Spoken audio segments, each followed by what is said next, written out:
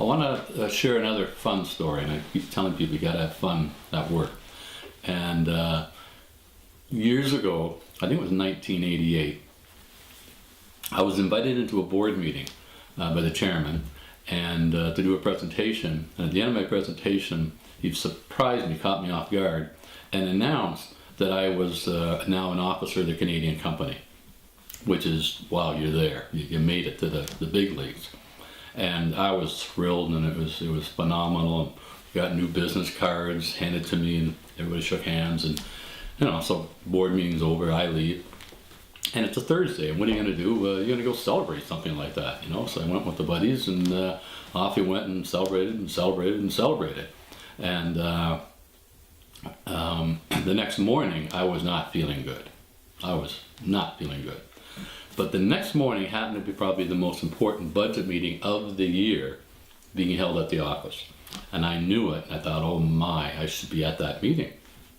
So I called my assistant and said, I can't make it in. I said, we just did a lot of celebrating last night, and I'm in no shape to be showing up for that meeting. And she said, hey, Bill, don't worry about it. Nobody's going to sleep over that. That's going to be fine. It's okay. I said, all right. So I said, just let them know.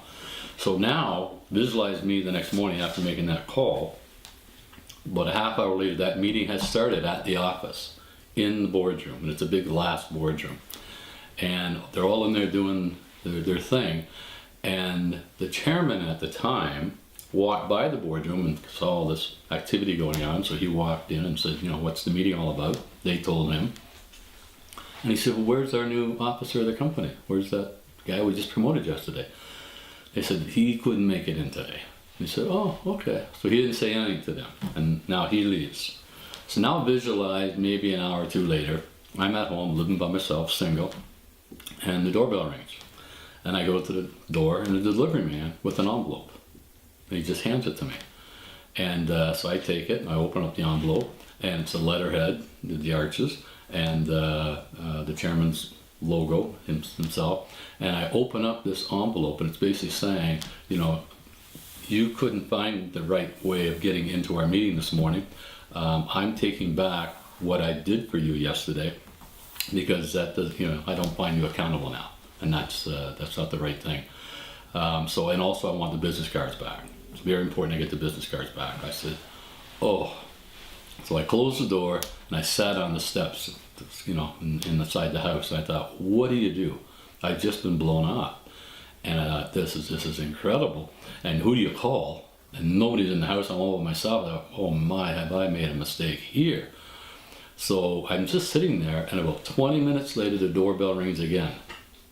It's the same delivery man. He's been around the corner.